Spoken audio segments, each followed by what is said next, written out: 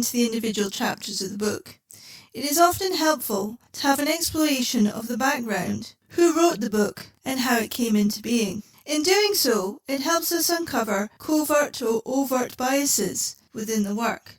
Why the author chose to write the book the way they did, why did they choose certain themes or topics to tackle, and you uncover the rationale behind the novel overall. Our first exploration into the background of the novel starts with the background of the author and how this shapes the novel. My name is Dr. Kirsty Mackenzie, and I am a historian and broadcaster.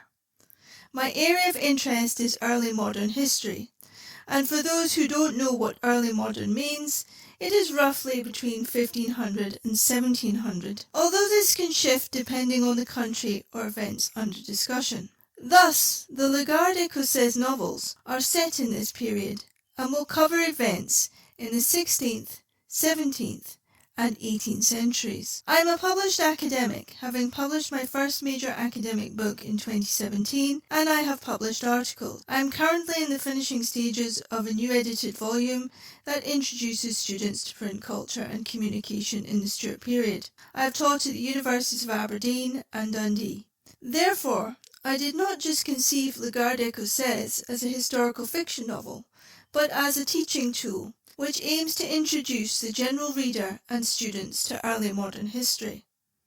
I am very passionate about making history accessible to all, and a key part of this drive for accessibility is the use of emerging digital technologies to make this happen. During lockdown, I was invited to give a paper for the Battlefields Trust here in the UK. During the after-paper discussions, I met a man who was visually impaired, who indicated that there were very few books on early modern history in Braille. This is where the idea for a book podcast came from.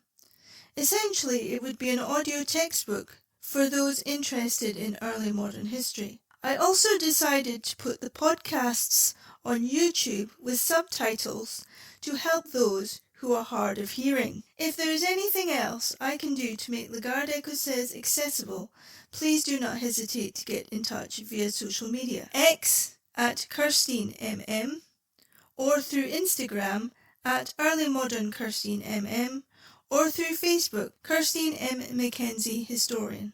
That's today's episode of the audio guide. In the next episode, we will continue to explore the author's background, their ancestry, and how this shaped the novel.